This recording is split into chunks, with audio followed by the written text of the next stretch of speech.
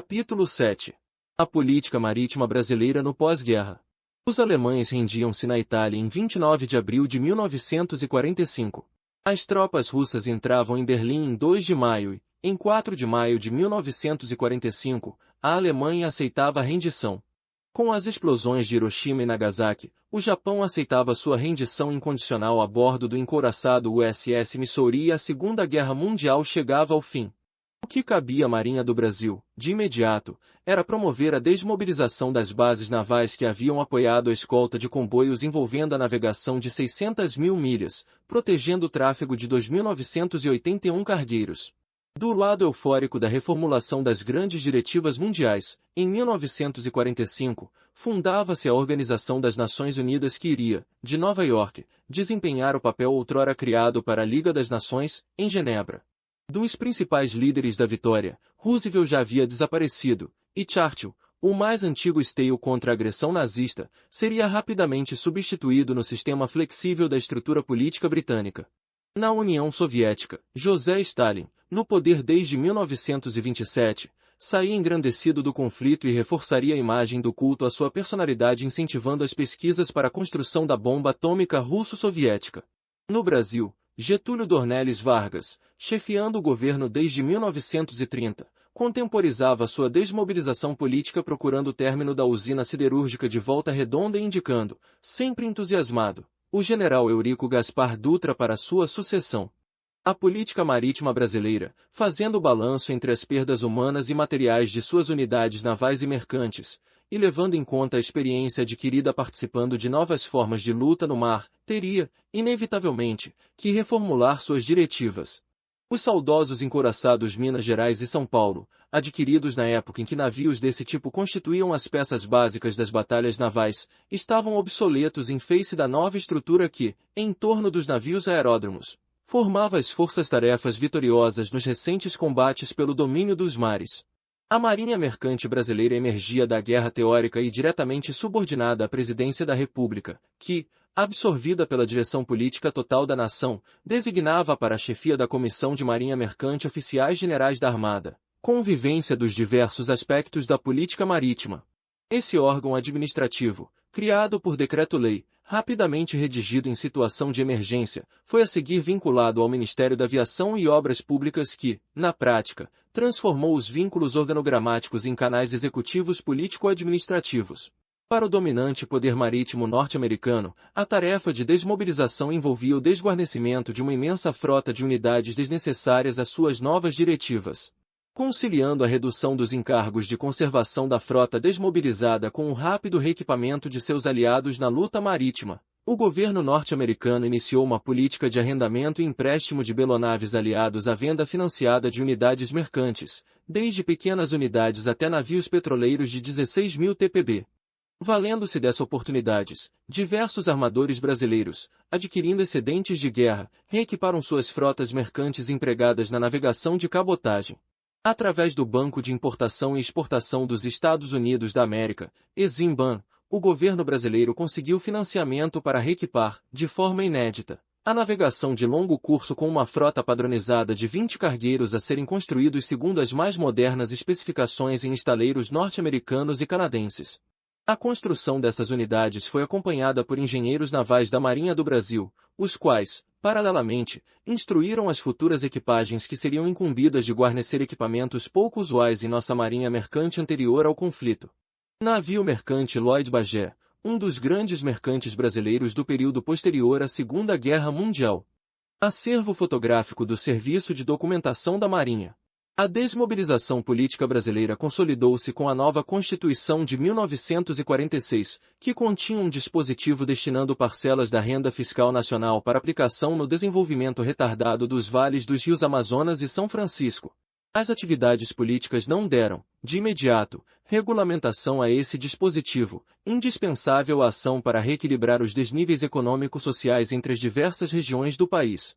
Sob o aspecto da política marítima, a portentosa Coavia do Amazonas, aberta às nações amigas, atravessa a maior e menos povoada região brasileira para penetrar em zona de disputa entre países vizinhos que, alijando o Equador das fronteiras do Brasil, já haviam entrado no quase conflito de Letícia. De 1931, harmonizado em grande parte pela diplomacia brasileira, com a presença de unidade do poder marítimo brasileiro nas proximidades da área contestada. As velhas instalações portuárias de Belém, com acessos assoreados, sondando em alguns pontos do canal cerca de 4 metros na baixa-mar, um conjunto obsoleto de gaiolas e vaticanos incorporados ao acervo do Serviço de Navegação da Amazônia e Administração do Porto do Pará e as instalações do Porto Flutuante da Manaus Harbor, era do que se dispunha para a tarefa imensa nos rios da Bacia Amazônica. No grande vale brasileiro do Rio São Francisco, a aspiração prioritária desenvolvimentista concentrava-se na utilização da água no trecho encachoeirado que secciona a navegação, para gerar eletricidade. Naquela época, antes de haver qualquer barragem no São Francisco, o regime de estiagem correspondia a uma descarga no oceano de umas 600 mil toneladas de água por segundo. Mesmo assim, já se imaginava conseguir junto à sua foz uma excelente instalação portuária. Caso o volume apreciável de riquezas econômicas de Sergipe e Alagoas fosse encontrado para justificar o custo de construção de 2 moles convergentes, infraestrutura portuária e vias internas correlatas. O acesso ao mar, limitado pelos bancos de areia onde se sondava cerca de 2,20 metros em baixa-mar, tinha limitações mais ou menos como as de hoje. Navios de 2.000 TPB atingiam Penedo, a 42 quilômetros do mar, onde o nível do rio variava anualmente segundo uma amplitude média da ordem de 6,5 metros. No Médio São Francisco, entre os polos de desenvolvimento de Juazeiro e Pirapora, a navegação era feita com as limitações naturais vencidas pelas canoas dos autóctones de antes do descobrimento. Foi, portanto, com grandes esperanças instituída, em 1948, a Comissão do Vale do São Francisco que, buscando inspiração na Tennessee Valley Authority, criada pelo presidente Franklin Delano Roosevelt, propunha-se a promover o desenvolvimento integral do Vale do São Francisco, aplicando os recursos previstos no dispositivo constitucional. Nos Estados Unidos da América, o presidente Harry Truman promovia a criação de uma força ocidental para se opor ao clima gerado pela Guerra Fria, surgindo a Organização do Tratado do Atlântico Norte, OTAN.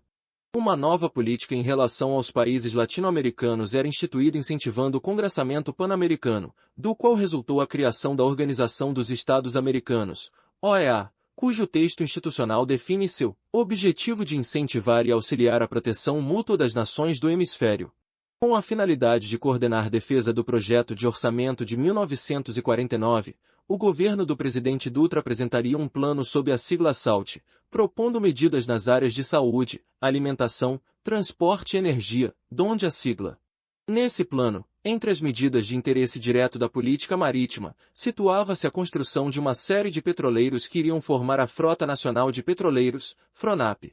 De início, foram adquiridos os barcos SALT de 1.000 TPB, a seguir encomendados no Japão navios costeiros de 2.000 TPB, e na Europa os de longo curso entregues para operação em 1951 e 1952, com tonelagem entre 16.000 e 17.000 TPB por unidade. O Plano SALT propunha também a construção de navios exclusivamente para o transporte de passageiros. A aviação pioneira de Alberto Santos Dumont havia sido transferida para o Brasil por iniciativa da Marinha, que iria criar a aviação naval, 1916, logo seguida pela aviação militar, e seu emprego comercial já contaria com a empresa brasileira Aviação Aérea Rio-Grandense, VARG. Até aquela época, o transporte básico de passageiros no Brasil era feito em navios mistos encaminhados de para o interior por meio de conexão desorganizada com o transporte ferroviário e com as primeiras linhas de ônibus interestaduais no Centro-Sul.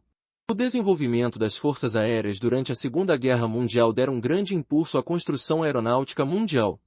Reconvertida para a produção de tipos comerciais, a indústria aeronáutica contribuiu para a proliferação de novas companhias que, em todo o mundo, vinham conquistando o mercado de passageiros das companhias de navegação.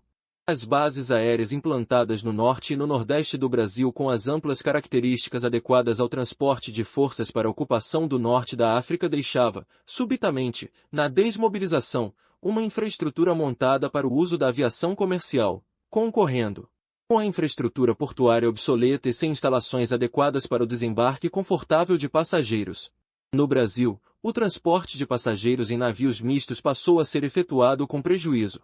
Visando eliminar esse inconveniente, projetou-se a construção de 3 navios exclusivamente para passageiros, com especificações simples, condizentes com a execução da linha Porto Alegre-Belém, com serviços hoteleiros confortáveis, porém sem padrões de luxo.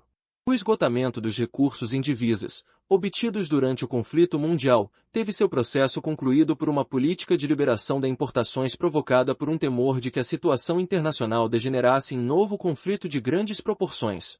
As condições que, em 1948, tornavam-se mais sombrias ao ser estabelecido o paralelo 38 dividindo a Coreia, viriam, entretanto, provocar uma alta do preço do café, que continuava como mercadoria líder no processo de obtenção de divisas para o país.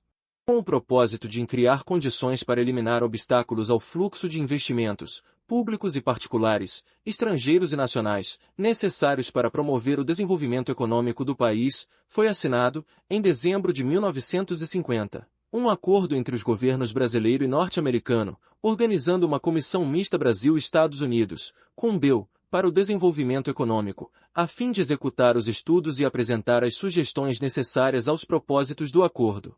O trabalho, iniciado em junho de 1951, sob a égide e com o apoio do ministro da Fazenda, em face da ação financeira que dele seria decorrente, situava diversos aspectos da política marítima brasileira dentro do variado quadro do desenvolvimento nacional. Apesar de o organograma diretor da entidade criado estimular uma estanqueidade entre os diversos setores, o convívio pessoal dos grupos de trabalho estabeleceu certa coordenação horizontal indispensável a um trabalho dessa natureza. O transporte de mercadorias no país dependia do único sistema coordenado que havia, o qual era o marítimo, valendo-se de um grande número de portos no litoral e nos rios das bacias do Rio Amazonas e dos rios Paraná e Paraguai. As ligações rodoviárias de então eram quase de caráter exclusivamente local, a pavimentação da Rio-São Paulo era recente e a Rio-Petrópolis era uma das poucas estradas interestaduais anteriormente dotadas de pavimentação asfáltica. Os veículos rodoviários eram todos importados, e a campanha para a pesquisa do petróleo nacional e seu refino apenas começava. Não havia, portanto, condições para a CONBEU desenvolver muitos projetos nesse setor. Do montante de investimentos dos projetos desenvolvidos no setor de transporte, a maior percentagem foi dedicada ao reequipamento ferroviário. A rede ferroviária era constituída por vários sistemas isolados uns dos outros, que haviam sido importados no passado, com bitolas diversas e traçados compatíveis com os recursos tecnológicos antigos, muitas delas do tempo do Império. Entre as mais prósperas, a maioria era fruto de iniciativas desconexas aliadas ao negócio imobiliário decorrente da valorização das áreas de concessão, que paulatinamente se valorizavam à medida que a penetração dos trilhos prosseguia. A grande maioria dessas ferrovias havia pertencido a capitalistas da Grã-Bretanha, que, financeiramente exaurida pela guerra, não estava em condições de auxiliar a recuperação de suas linhas e de seu material rodante obsolescente. Procurando apoio em corrente menos esclarecida para distinguir um nacionalismo criador com a dilapidação dos recursos nacionais, os empresários haviam conseguido vender ao Estado seu material em grande parte desgastado ou tecnologicamente obsoleto. No setor de longo curso, a CONBEU examinou apenas o aspecto dos procedimentos que poderiam causar embaraço no bom andamento das operações creditícias caso houvesse flagrante discriminação em favor dos navios de bandeira nacional. No setor de cabotagem, os projetos aprovaram a construção de 3 navios de passageiros constantes do Plano SALT e um projeto para desenvolver a construção naval na Ilha do Viana. No reequipamento da frota houve alguns esforços em canalizar a encomenda das unidades novas para a construção naval projetada, mas nos últimos dias de funcionamento da comissão foram finalmente propostos navios excedentes de guerra. No setor fluvial, onde diversas companhias haviam sido encampadas de modo um tanto quanto semelhante ao da nacionalização das ferrovias, a CONBEU examinou apenas os aspectos de transporte da Bacia Paraná-Paraguai, com importante sugestão para o desenvolvimento a longo prazo de uma aquavia no Tietê. No setor portuário, onde o esforço muscular era preponderante nos movimentos de estiva, capatazia e armazenagem, a CONBEU procurou selecionar um elenco de portos essenciais, onde a introdução de empilhadeiras e outros equipamentos mecânicos puderam racionalizar mais economicamente o movimento das cargas no ambiente portuário brasileiro. Examinando as condições de acesso aos portos, em face das exigências de calados possíveis de prognosticar, a CONBEU desenvolveu um projeto para equipamento de dragagem. Dos portos examinados, 12 foram considerados indispensáveis ao bem-estar da nação. Para Belém, foi recomendado considerar a transferência do porto para nova posição mais adequada à manutenção econômica do canal de acesso. Referindo-se à média da baixa-mar, a profundidade em metros recomendada para os portos indispensáveis foi a seguinte: Belém, Coaraci, 10, Itaqui, 10, Mucuripe, 8, Recife, 10, Salvador, 9, Rio de Janeiro, 12, Santos, 10, Paranaguá, 8, São Francisco, 9, Imbituba, 9, e Rio Grande, 9. Como portos adicionais de certa importância, foram examinadas as profundidades de manutenção em metros de mais 3 portos: Natal, 8, Maceió, 8 e Itajaí, 6. A par desse planejamento técnico-econômico, a Conbel, valendo-se dos recursos do conhecido ponto quarto da política do presidente Truman, relacionou cuidadosamente o grande elenco de líderes de todas as atividades para, mediante a distribuição de bolsas, proporcionar uma visão da evolução técnica norte-americana nos diversos setores, entre os quais foi beneficiado um amplo elenco do setor marítimo. A gigantesca tarefa da Conbel teria de ser um tanto quanto demorada e, entre mentes, a política internacional ia tomando novos aspectos. Logo a seguir da eleição do presidente Eisenhower, o encerramento dos trabalhos era apressadamente recomendado e o relatório final da Conbel seria apresentado em fins de 1953. Uma análise crítica da grande tarefa da Conbel revela a ausência de um espírito de colaboração intermodal dos sistemas analisados, mas é necessário lembrar que a tarefa era visada com atenção aos aspectos econômicos e financeiros do desenvolvimento que posteriormente foi plenamente realizado com a consequente formação do Banco Nacional do Desenvolvimento Econômico, BNDE, muitos anos depois chamado Banco Nacional do Desenvolvimento Econômico e Social, BNDES, órgão que no futuro iria coordenar melhor a aplicação dos recursos necessários ao progresso brasileiro. A Conbel iniciará seus trabalhos enquanto prosseguiam na Coreia as lentas conversações de armistício.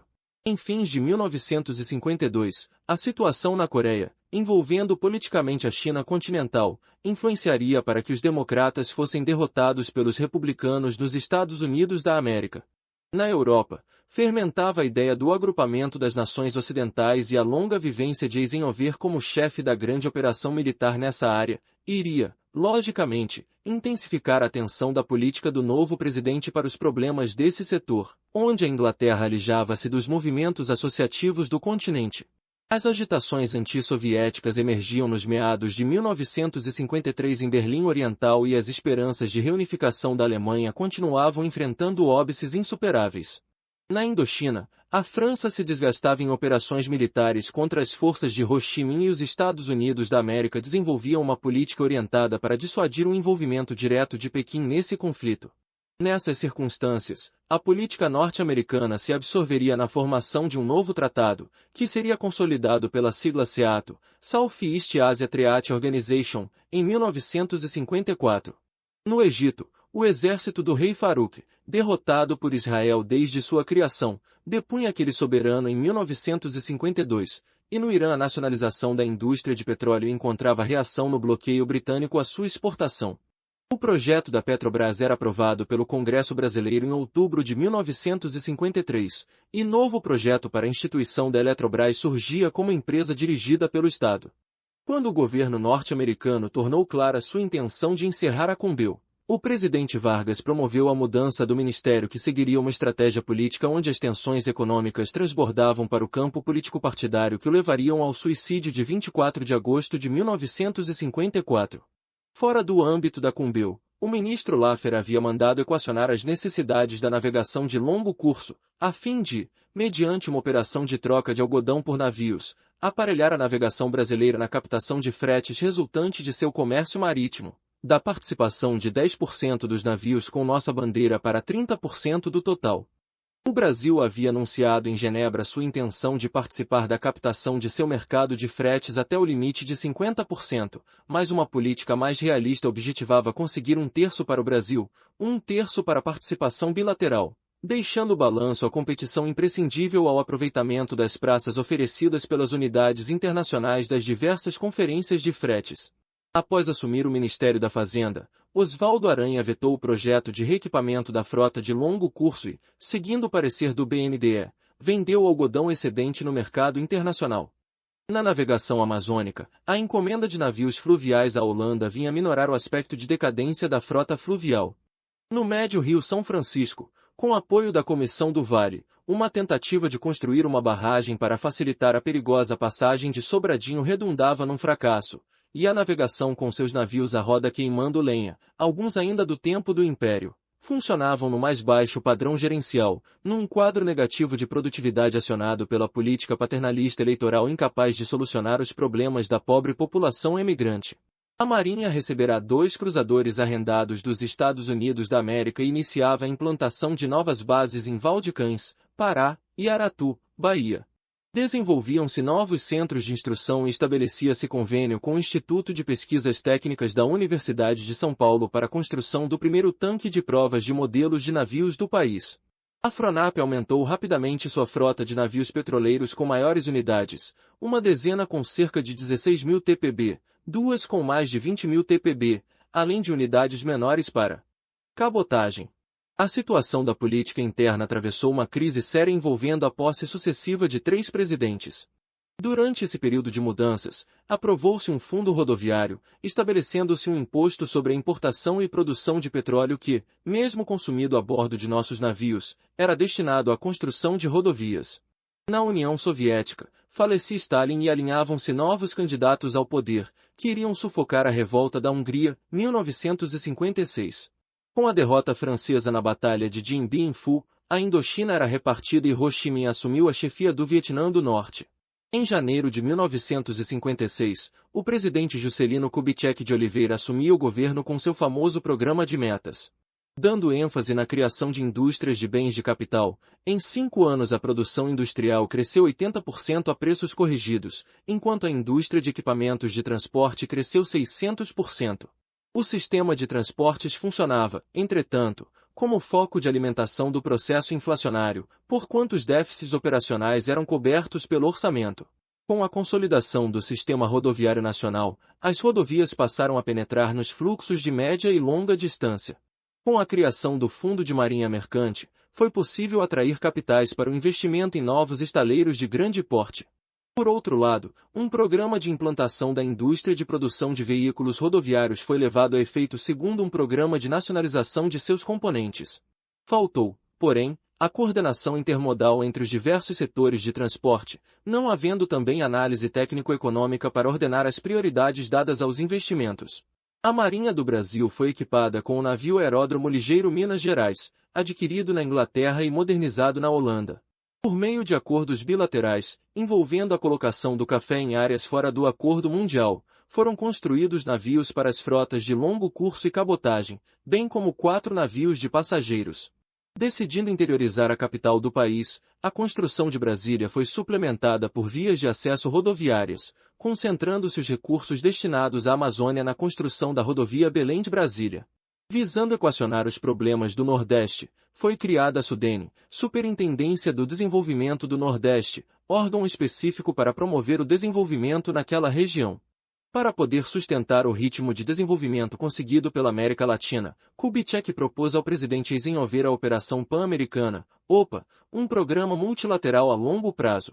Só depois do rompimento de relações com o regime cubano de Fidel Castro, os Estados Unidos da América, tendo como presidente John Fitzgerald Kennedy, acederam a lançar um programa semelhante ao proposto por Juscelino Kubitschek, com o nome Aliança para o Progresso.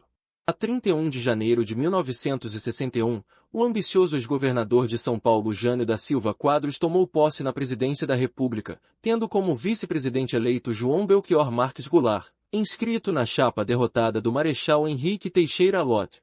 Jânio Quadros mostrou ter problemas para o exercício do cargo para o qual foi eleito.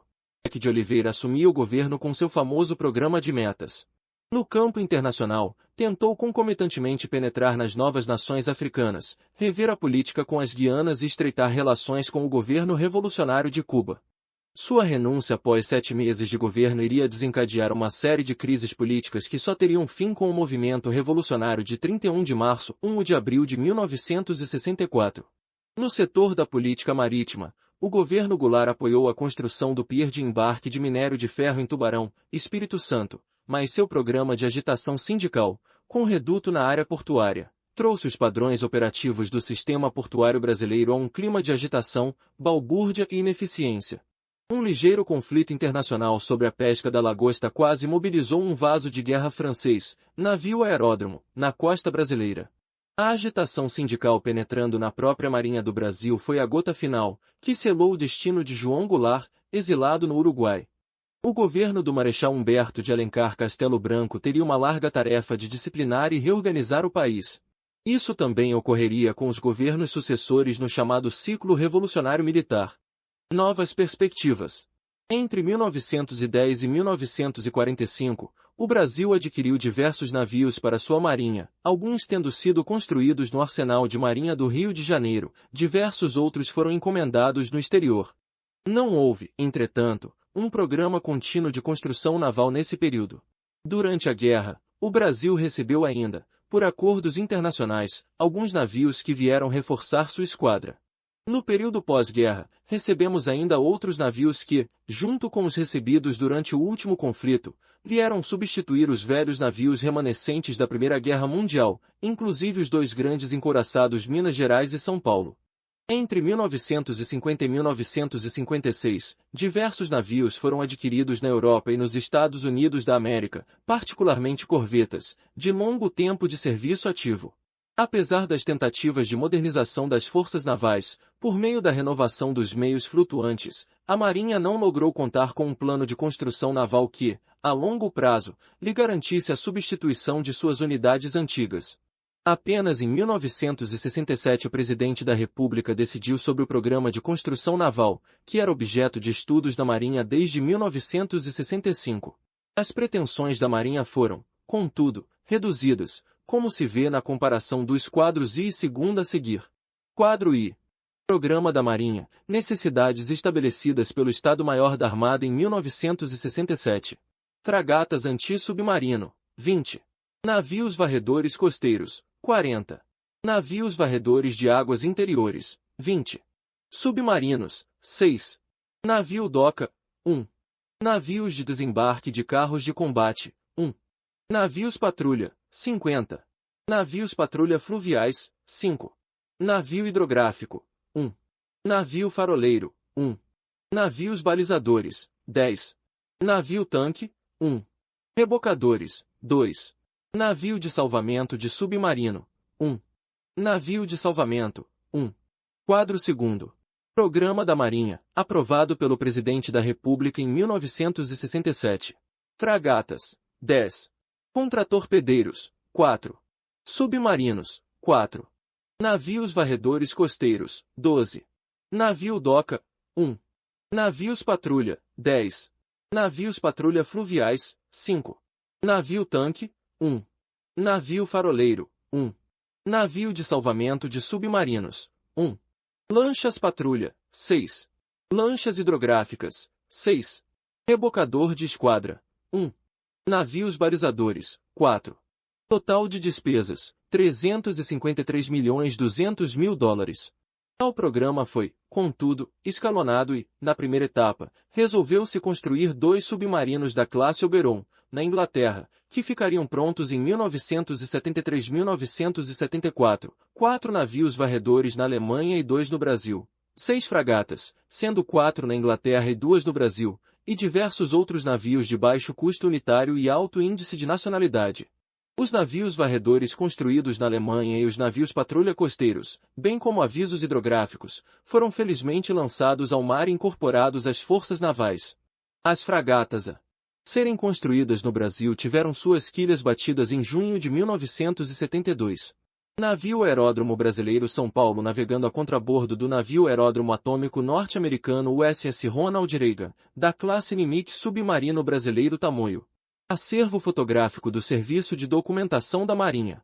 Assim, com navios modernos, com elevado índice de automação, construídos especialmente para atender às necessidades da Marinha, o Brasil renovou sua esquadra, municiando-se de meios necessários para cumprir sua missão, garantindo a plena soberania de nosso país no mar, que precisamos e devemos usar. Posteriormente, na transição dos séculos XX para XXI, a Marinha do Brasil adquiriu na Grã-Bretanha fragatas já usadas, mas em condições de emprego, assim como conseguiu fortificar sua aviação naval, de 1916, incorporando aeronaves de asas fixas à reação, adquiridas no Oriente Médio.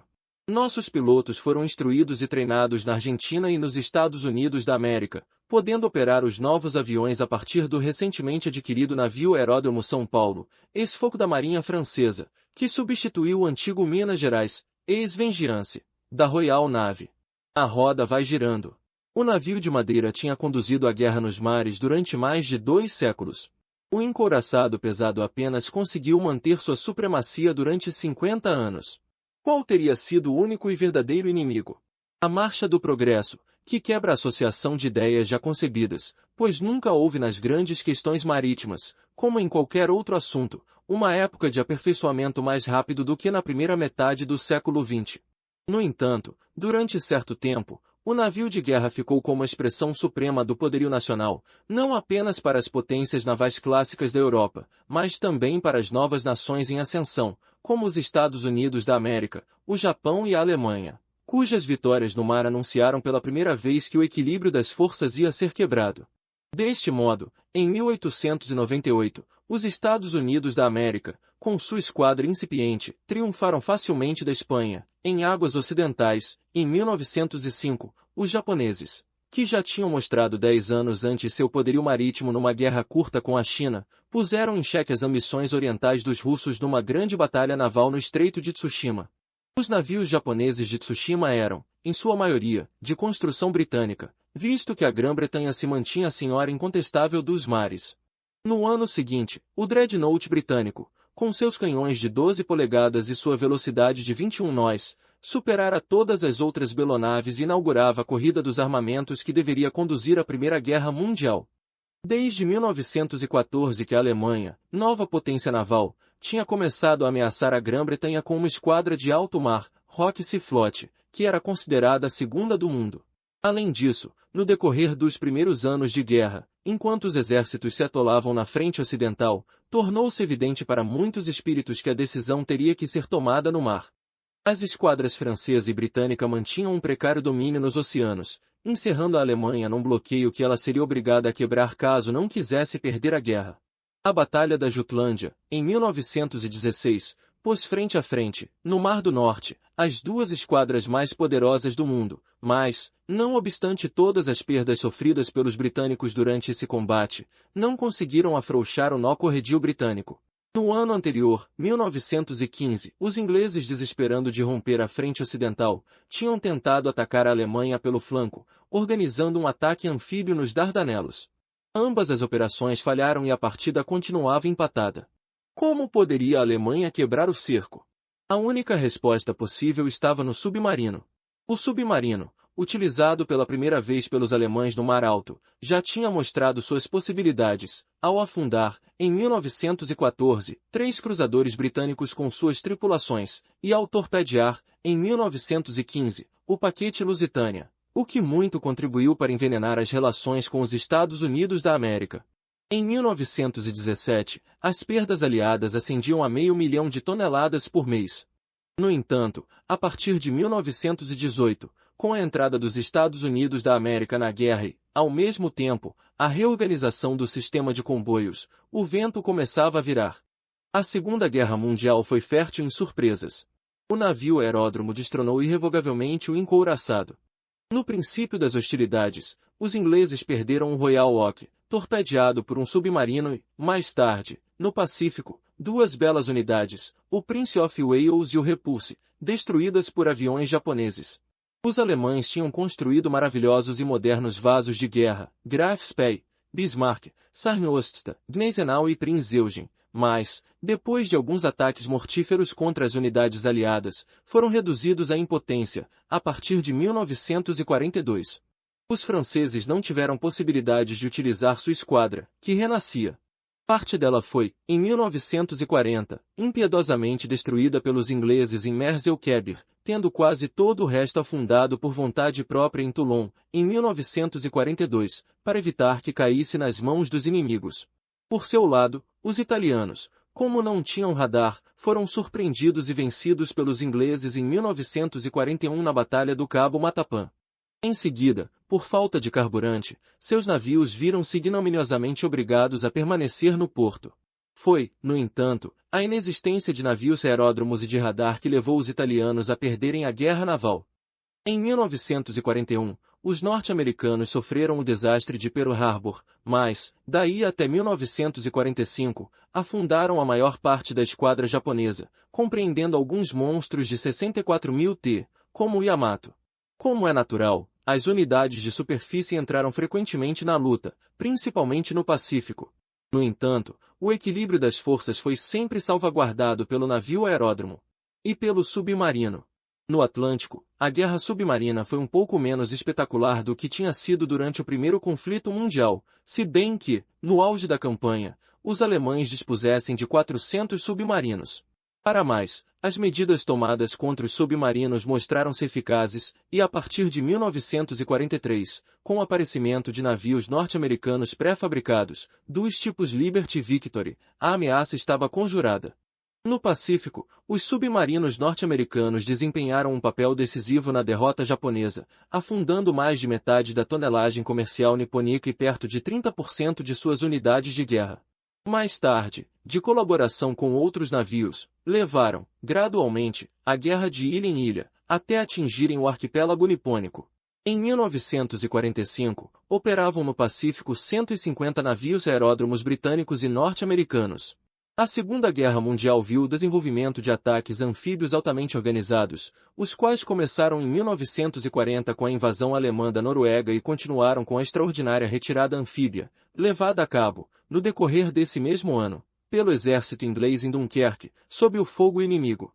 Numerosos engenhos especializados para o desembarque foram aperfeiçoados para facilitar a ação aliada nas costas do norte da África, da Sicília, da Normandia e da Provença. O desembarque na Normandia, apoiado por mais de 2.000 aviões, 800 navios de guerra e 4.000 barcos das mais variadas espécies, viu generalizar-se o uso de portos artificiais.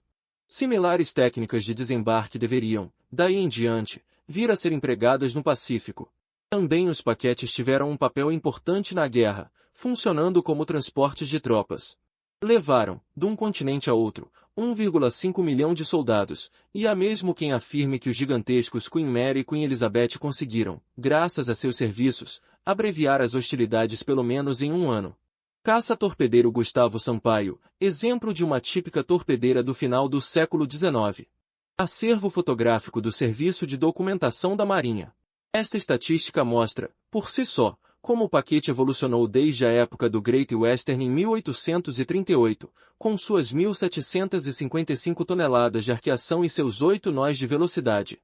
Em comparação, o Queen Elizabeth andava a 30 nós, deslocando 86.673 toneladas. A era dos transatlânticos gigantes, autênticos palácios flutuantes, rivalizando entre si na velocidade, no tamanho, no conforto e no prestígio nacional, iniciou-se em 1907, com Mauretânia e seu infeliz gêmeo Lusitânia.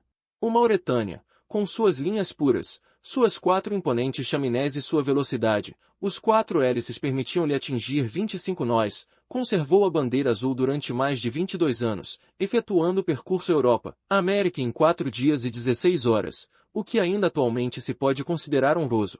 Tanto ele como o irmão foram os primeiros grandes navios mercantes a turbinas, se bem que ainda fossem alimentados a carvão e não a nafta, o que implicava em 324 homens à fornalha, para padejarem por dia cerca de 1.000 t de combustível para suas caldeiras. No tempo dos grandes transatlânticos, o público tinha seus favoritos.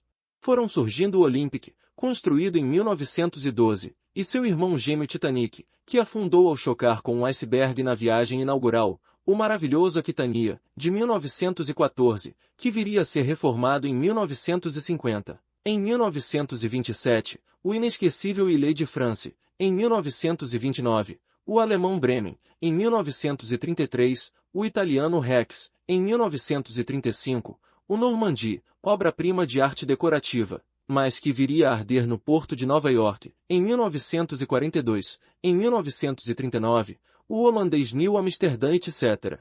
Apesar das grandes perdas motivadas pelas duas grandes guerras, a frota mercante mundial foi sempre aumentando com regularidade, à medida que ia se especializando.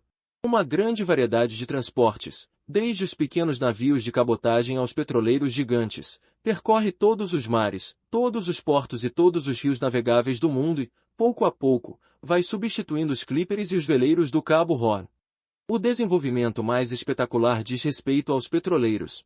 Tendo começado em 1886 com algumas pequenas unidades de menos de 3.000 t, a frota petroleira atingiu a proporção de 16% da totalidade da tonelagem mundial, às vésperas da Segunda Guerra Mundial. Hoje, principalmente graças ao espírito empreendedor de certos ricos armadores de nacionalidade grega, tem aumentado constantemente. Por exemplo, o petroleiro francês Esso Parentis, de 1958, colosso de 38.000 t, pode navegar a 17 nós. Cada vez a maior tendência para equipar tanto cargueiros como paquetes com diesel, dando assim o golpe de misericórdia no navio a vapor, que não chegou a reinar um século. Os navios comerciais mais especializados, os de pesca, tornaram-se oficinas flutuantes, principalmente os baleeiros, capazes de capturar e acomodar toneladas e toneladas de sua carga em cada viagem. Hoje em dia, muitas nações lançam suas frotas de pesca em todos os oceanos, encontrando-se ainda algumas delas representadas pelos últimos veleiros. Os últimos veleiros! Não poderemos fazer tal afirmação, pois o veleiro de recreio subsiste. Sempre houve barcos de recreio, mas foi Carlos II da Inglaterra, grande apaixonado pelo mar, quem inaugurou a moda do iatismo. O iate dos holandeses era um rápido e pequeno veleiro, bom marinheiro, armado com pouco pano e utilizado frequentemente no transporte do correio diplomático ou de passageiro de marca. Carlos II mandou construir 26 iates desse tipo, utilizando-os não só nos negócios de Estado, mas também para seu prazer e para regatas. No século XVIII, quando a guerra naval se tornará uma arte de bem manobrar, o iatismo popularizou-se pela força das circunstâncias. As regatas de Cowes começaram em 1810, em meados do século. Esse tipo de desporto tinha conquistado vários países, de tal forma que as grandes regatas passaram a fazer parte de seus costumes. Os tipos de iates de competição eram tão diversos que, em 1878, foi necessário adaptar o handicap ou abono. A partir de 1907, com a função da International Yacht Racing Union, foram prescritos regulamentos uniformes para todos os gêneros de regatas e todas as classes de embarcações. O iate a vapor, que apareceu a partir de 1825 e foi em parte desprezado pelos verdadeiros marinheiros até cerca de 1850, em breve se tornou uma necessidade na vida dos reis e dos milionários, como os Astor e os Vanderbilt nos Estados Unidos da América. O barco a motor, também chamado por graça de o iate do Pelintra, estreou-se no começo do século XX com frágeis engenhos, impulsionados pelos primeiros motores de automóvel. Em 1920, a grande burguesia adotava-o. Atualmente, os grandiosos veleiros tornaram-se acessíveis a quem possui alguns rendimentos e grande amor ao mar. Depois da Segunda Guerra Mundial, as marinhas de guerra sofreram rápidas transformações e seu futuro ainda hoje, nessa última terça parte do século XX, é incerto. A Grã-Bretanha, outrora senhora dos mares, já só nos aparece em terceiro lugar, depois dos Estados Unidos da América, que estão à cabeça com grande avanço, e da União Soviética. A natureza e a função do navio de guerra evoluíram igualmente. Desde que a artilharia clássica perdeu sua importância, o encouraçado cedeu lugar ao navio aeródromo. Cruzadores, contra-torpedeiros e unidades menores dependem atualmente do navio aeródromo, como antigamente dependiam do encouraçado. O avião com cargas nucleares tornou-se arma naval e os Estados Unidos aumentam, cada vez mais, a frota de enormes navios aeródromos, tipo Forrestal, 60.000 toneladas, suscetível de lançar para o ar 32 bombardeiros em 4 minutos. O navio aeródromo funciona à maneira de uma base naval, de forma a poder operar em qualquer parte do mundo. A arma do cruzador e de outras unidades de superfície é um míssil teleguiado, capaz de assegurar a defesa antiaérea, de alvejar outro navio, ou ainda de destruir instalações portuárias. Para aumentar o alcance e a mobilidade de suas unidades de superfície, os Estados Unidos empreenderam um programa de navios atômicos, como o navio aeródromo Enterprise, gigante de 85.350 t, e o Long Beach, cruzador lança-mísseis teleguiados. Os navios aeródromos classe Nimitz são, no início deste século XXI, os maiores navios de guerra do mundo, podem levar 100 aviões e seus reatores desenvolvem mais de 260.000 cavalos vapor. Na hora em que todas as grandes nações dependem, para sua defesa, de mísseis atômicos intercontinentais e de bombardeiros estratégicos, o papel de uma frota de superfície parece contestável. Pode ser principalmente útil nos conflitos menores, onde a mobilidade é primacial. Igualmente na caça a submarinos. Com efeito, o submarino, engenho outrora desprezado, revestiu-se de novo e terrível significado. Submarino Ginote, lançado ao mar em 1888. Acervo fotográfico do Serviço de Documentação da Marinha. Os russos não têm navios aeródromos, mas possuem a maior frota de submarinos do mundo, compreendendo vários de propulsão nuclear. Os Estados Unidos, no entanto, mantêm-se à frente no que respeita a submarinos atômicos. Sua frota aumenta com monstros pisciformes e rápidos, capazes de operarem imersos durante meses e daí lançarem 16 mísseis balísticos Polaris sobre os objetivos. O primeiro submarino de propulsão nuclear foi o Nautilus, lançado ao mar em 1954, criado pelo almirante Iman Rickover, personalidade energética que, apesar das enormes dificuldades, conseguiu terminar o projeto em tempo recorde. Desde aí os Estados Unidos lançaram à água uma importante frota de submarinos atômicos de vários modelos. Dentre estes encontra-se o Triton, unidade impulsionada por 2 reatores e dispondo de um radar tão aperfeiçoado que parece um verdadeiro laboratório eletrônico flutuante. O submarino atômico, com seu enorme potencial de guerra, tem o futuro à frente, mas talvez venha a se tornar no paquete ou no cargueiro do futuro. Em 1958, o Nautilus, imitado mais tarde pelo Skate, passou do Atlântico para o Pacífico sob a calota polar ártica, navegando a maior parte do tempo debaixo de bancos de gelo e reconhecendo, pela primeira vez, a passagem noroeste, de enorme importância prática. Tanto na superfície como nas profundidades, o futuro é assunto para conjecturas. Os franceses arriscaram muito no seu magnífico e moderno Paquete France. Os italianos fizeram entrar em serviço, em 1964, 2 grandes unidades, mas na Inglaterra, a Companhia Cunard decidiu não substituir apressadamente o Queen Mary, já envelhecido. O futuro será, certamente, do paquete de tonelagem média, de utilização mais elástica, que responderá também não só à procura de passageiros regulares, mas à voga crescente dos cruzeiros oceânicos. Experiências feitas com novos tipos de embarcações, talvez no futuro, venham a atingir realizações revolucionárias. O hidrodeslizador, do tipo Overcraft, que avança sustentado por uma almofada de ar, poderá ser utilizado para travessias rápidas no Mancha. Além disso, a técnica da asa imersa, que levanta a quilha do barco por cima das vagas para aumentar a rapidez, aperfeiçoa-se incessantemente. Quanto à investigação submarina, o batiscafo do professor Augusto Piccard e de seu filho Jaime, permitiu, em 1960, atingir o máximo absoluto de profundidade, ou seja, 12.600 metros numa fossa do Oceano Pacífico. Tudo isso é o prelúdio de um programa de investigação, cuja importância aumentará com o advento do submarino atômico. Da vela ao vapor. Os melhores veleiros dependiam do capricho dos ventos. Consequentemente, não é para admirar que, no decorrer dos séculos, tenham surgido numerosos projetos para substituir essa fonte de energia por qualquer outra mais segura e mais constante. A grande ideia era a roda acionada por animais de tração ou por músculos humanos. Assim foi na China, no tempo dos romanos e na Idade Média. Em 1798, quando Napoleão planejava invadir a Inglaterra, um inventor propôs-lhe uma fortaleza flutuante, enorme jangada, munida de rodas com pás, postas em movimento por 4 aparelhos acionados pelo vento instalados um em cada canto. As fragatas inglesas ter-lhe-iam chamado um figo. Quando apareceu pela primeira vez no século XVIII, o navio a vapor era quase tão primitivo como esse engenho. Ele também foi igualmente desprezado, pois, ao contrário do veleiro que tinha seguido uma evolução contínua, o navio a vapor era concebido por gente de terra e, como tal, apresentava-se como um subproduto, não do oceano, mas da revolução industrial.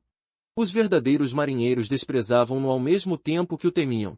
Durante vários anos, o navio a vapor sulcou as águas dos rios que o tinham visto nascer, longe dos mares tumultuosos onde combatiam os navios de linha e onde os navios de longo curso ligavam incessantemente a Europa às Índias Orientais e Ocidentais. Pouco a pouco, o vapor foi se aventurando no mar alto, especializando-se em primeiro lugar no transporte de passageiros, onde a regularidade era motivo de recompensa. Depois, nos meados do século XIX, foi adotado pela Marinha de Guerra e, finalmente, pela marinha mercante, onde então reinava o Clipper, o último e o mais belo de todos os veleiros. A máquina a vapor tinha dado o poderio e o impulso à revolução industrial.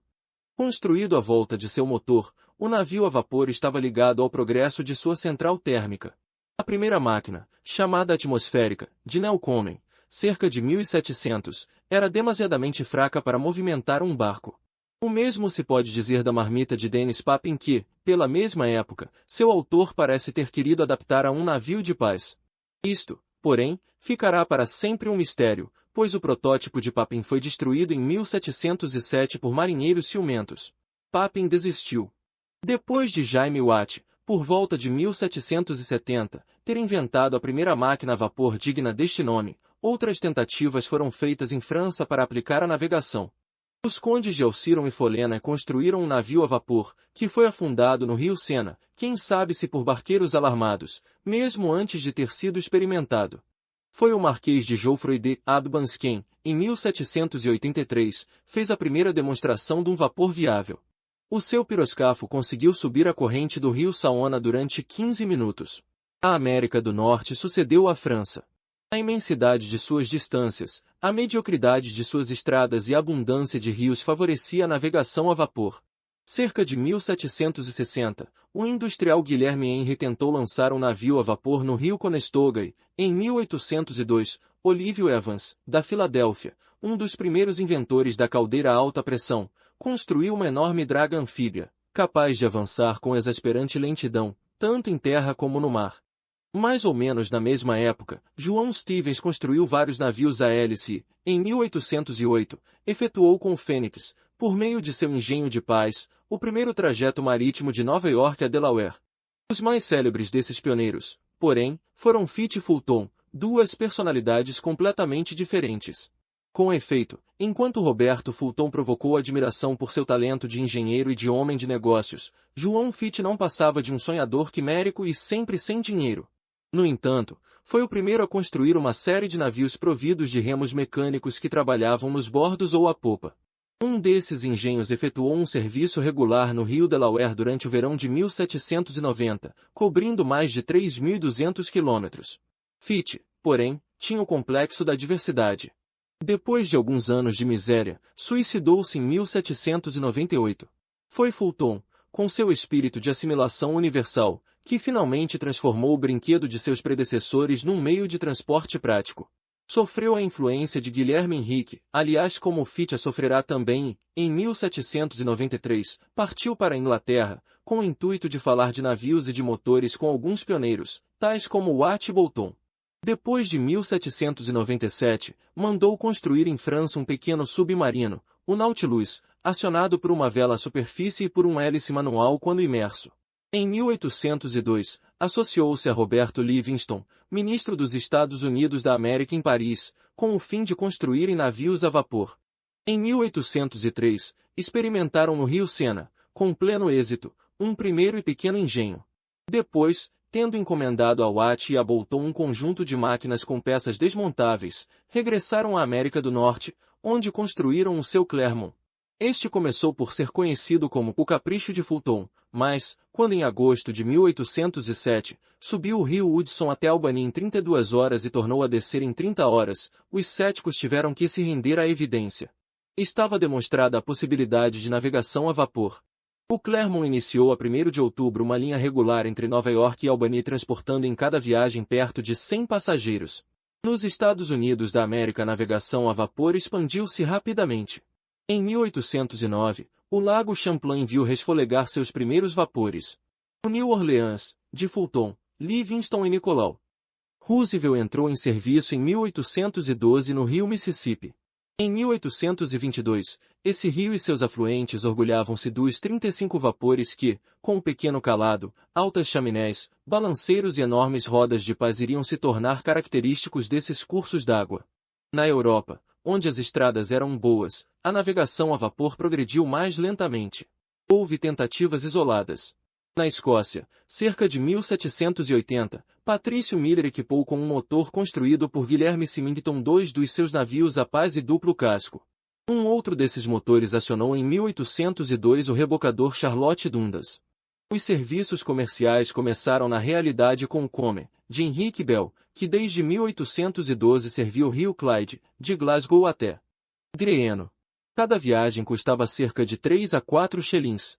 A partir de 1815, o rio Clyde era percorrido por 15 navios a vapor e havia muitos mais em serviço na Grã-Bretanha. A França, neste capítulo, estava muito atrasada e, em 1835, tinha apenas 82 vapores contra os 500 da Inglaterra. Daí por diante, os navios começaram a pulular em todos os lagos e rios da Europa, arriscando-se em seguida a afrontar os oceanos.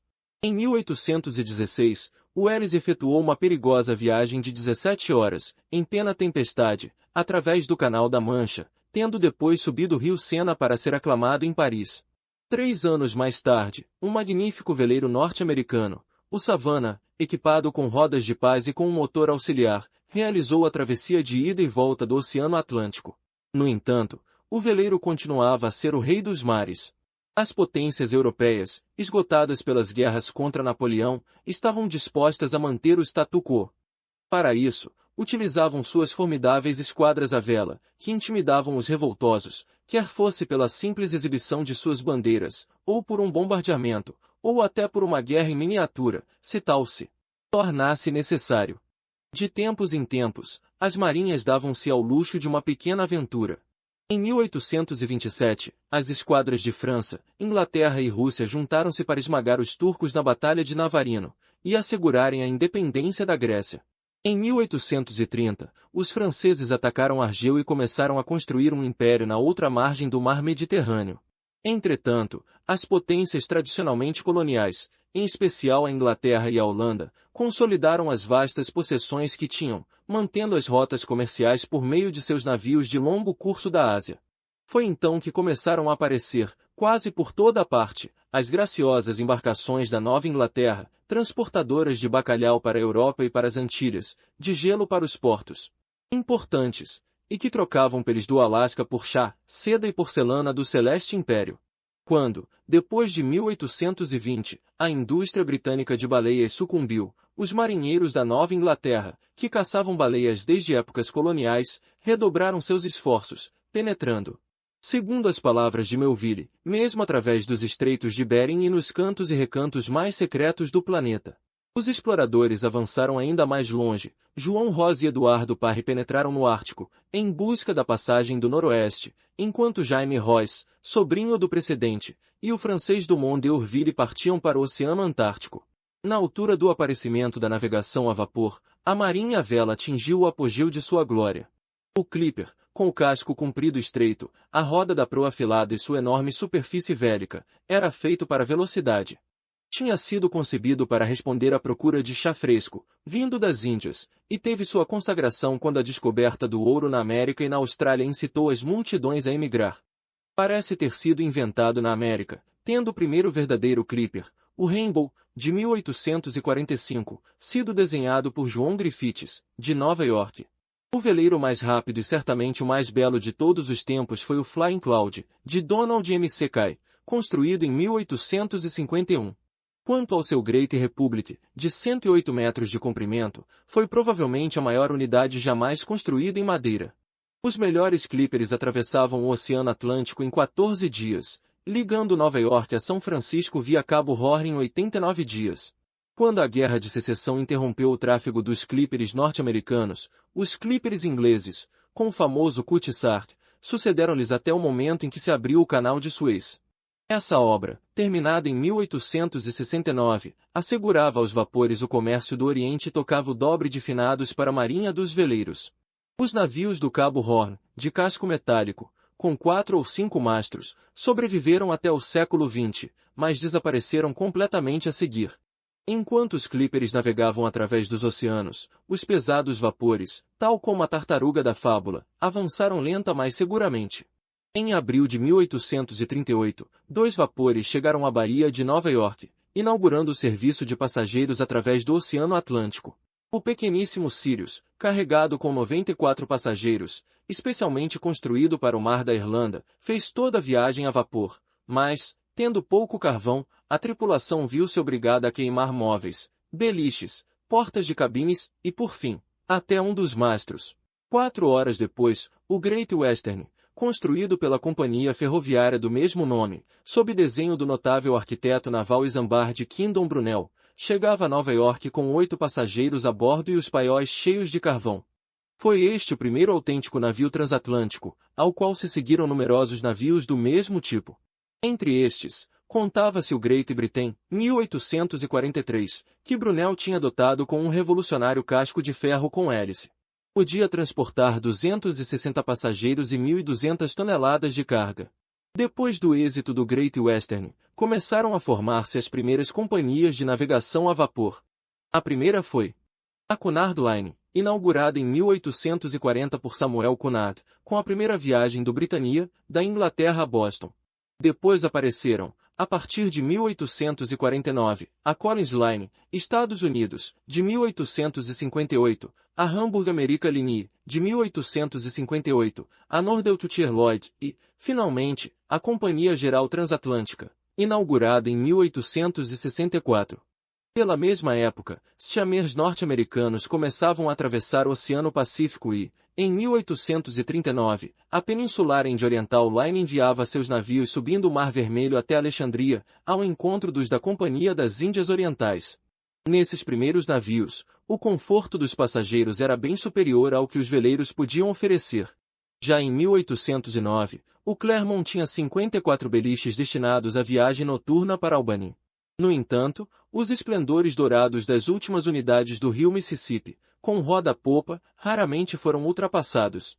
Em 1840, uma companhia francesa oferecia todas as comodidades desejadas, cabines espaçosas, salões ricamente decorados, mobiliados com gosto e embelezados com espelhos e tapetes. Isto apenas dizia respeito à primeira classe. Os passageiros da terceira, na sua maioria imigrantes, apenas dispunham de uma rede para se deitarem ou de um simples lugar na coberta. Cerca de 1850, a imigração, principalmente para os Estados Unidos da América, aumentou desmesuradamente. O mais famoso e mais azarento dos navios da época foi o gigantesco Great Eastern, de Brunel, lançado à água em 1858. Matou Brunel de desgosto, arruinou a companhia que o mandara construir e, como navio de passageiros, foi um fiasco completo, se bem que, finalmente, tenha prestado bons serviços no assentamento de cabos submarinos. Seu duplo casco era de ferro, 2 rodas de pás e um hélice o propulsionavam. Podia transportar 4.000 passageiros, se bem que isso não tivesse acontecido com frequência, pois logo que foi posto no serviço, em 1860, verificou-se que balançava horrorosamente. Foi reformado 2 anos mais tarde. No entanto, o Great Eastern tinha meio século de avanço sobre sua época. Sua tonelagem manteve-se inigualada até 1904. Transatlânticos de modelo mais vulgar progrediram rapidamente durante a segunda metade do século XIX. Os cascos passaram a ser construídos apenas de ferro e, por fim, de aço. Se bem que a roda de pás inspirasse grande confiança aos passageiros, o hélice acabou por se impor. As velas desapareceram. O tamanho e a velocidade aumentavam em cada nova unidade. A partir de então, 2 ou 3 hélices e uma máquina de tripla expansão entravam no domínio público. Foi então que o cargueiro especializado começou sua carreira, primeiramente como navio para transporte de carvão, depois da abertura do Canal de Suez, para fornecer os portos de escala. Por fim, como navio de carga universal. Depois de 1850, a Revolução Industrial Europeia começou a estender-se a todo o mundo. Ao cabo de meio século, uma boa parte da Ásia e da África estava colonizada, enquanto os imigrantes afluíam às 2 Américas, a Austrália e a Nova Zelândia. Por fim, os portos do Japão, depois de tanto tempo aferrolhados, cederam após o Comodoro MC. Perry ter estabelecido relações comerciais com o Império Nipônico em 1854. Um instrumento dessa expansão tinha sido a marinha a vapor, tanto mercante como de guerra. No entanto, os almirantados só adotaram o vapor como último recurso, supondo que as rodas de pás eram demasiadamente vulneráveis para os combates. Começaram por utilizar pequenas fragatas mistas, como a SPHYNX, construída em França em 1829, mas foi apenas em 1836, quando o inglês Francisco Petit Smith e o sueco João Eriksson inventaram um hélice prático, que os navios de guerra passaram a usar completamente a nova força motora. Brunel, com seu navio experimental Rattler, construído em 1841, obteve um verdadeiro triunfo sobre o Alecto, navio a rodas de paz, numa autêntica prova de força disputada em 1841. Igualmente convertidos ao hélice, os franceses laçaram seu Napoléon em 1850, concebido por Dupuy de Lomé. Em 1852, os ingleses lançaram à água o Agamemnon. Esses dois navios eram ainda veleiros com almoradas de madeira e canhões apontados para bordadas, mas, pela primeira vez, a vela estava subordinada ao vapor. Tempos antes, João Ericsson, que tinha partido para a América, construíra o Princeton, por conta dos Estados Unidos da América. A Guerra da Crimeia, de 1853 a 1856, tinha posto em foco a superioridade das marinhas a vapor e das embarcações couraçadas. Esse fato deu a Dupuy de Lomé a ideia de construir seu navio, o Gloire, 1859, cujas chapas tinham 10 a 12 centímetros de espessura. Alarmada, a Inglaterra lançou o Warrior no ano seguinte, 1860, mas foi no combate entre os navios Merrimack ou Virgínia, sulista, e Monitor, nortista, em 1862. Durante a Guerra de Secessão que foram mostradas as vantagens do navio couraçado. O Merrimack, fragata transformada, atacava a irrisória esquadra nortista, na baía de Hampton Roads, quando o Monitor, recentemente lançado por Ericsson, fez sua aparição. Era um navio de pequenas dimensões, baixo, semelhante a uma jangada dominada por uma torre revolucionária. Essa famosa batalha não teve resultado decisivo, mas levou à utilização das canhoneiras couraçadas durante todo o resto do conflito, principalmente no rio Mississippi, quando da campanha de Vicksburg e durante a Batalha de Mobile Bay. Para o resto, foram utilizados navios de madeira, a vela ou a vapor. O couraçado estava cada vez mais em moda. Os espanhóis lançaram à água seu Numancia, em 1864, e os austríacos, uma fragata encouraçada em 1865. Depois da invenção do obus, a Torres. Com canhões substituíram as baterias laterais e as portinholas de outrora. Os couraçados engrossaram e as velas desapareceram, como no caso do navio britânico Devastation, de 1873. Em 1876, os italianos apareceram com navios de guerra desenhados pelo genial Benedito Brin. O Duílio e o Dandalo eram motivo de orgulho por seus 4 grandes canhões de 50 toneladas dispostos em 2 torres. A Inglaterra respondeu com o Inflexible, equipado com canhões de 80 t. Em 1892, surgiu o encouraçado pesado, com o Royal Sovereign, da Marinha Real Britânica, inteiramente revestido de aço, dotado de 4 canhões de grande calibre, tendo também um arsenal de artilharia ligeira e de metralhadoras destinadas a interceptar torpedeiros. Estes navios pequenos e rápidos, torpedo-boats, foram postos na carreira em 1870, depois de o torpedo de RVTAD ter sido terminado. O torpedeiro teve numerosos adeptos, mas seu êmulo, o submarino, continuava a ser considerado um brinquedo perigoso. Depois do Nautilus de Fulton, tinham-se feito grandes esforços para aperfeiçoar o submarino. Apareceram então o Brandtaucher dos prussianos, 1850, o Plongeu dos franceses, 1863, e, por fim, o Unley dos Estados norte-americano do Sul, que afogou sucessivamente 4 de suas tripulações durante a Guerra de Secessão, e foi para o fundo com uma fragata nortista, sua única vítima. Só no fim do século XIX a técnica estava suficientemente avançada para solucionar os complexos problemas postos à navegação submarina. Foi então que se manifestou uma intensa atividade, cujos princípios básicos tinham sido elaborados por João P. Roland e Simon Lake, dos Estados Unidos da América, Nordenfeld, da Suécia, Garret, da Inglaterra e Isaac Peral da Espanha. A França tomou a chefia do movimento com os submarinos Gimnot, Gustave Zedé e Narval, bem como com suas flotilhas de pequenos golpe elétricos. Mas o Roland adotado pela Marinha norte-americana em 1900, devido ao construtor João P. Roland, é tido geralmente como o protótipo do submarino moderno que hoje em dia, impulsionado por um potente reator atômico, ameaça tornar-se armado com mísseis balísticos. O autêntico navio de guerra do futuro próximo.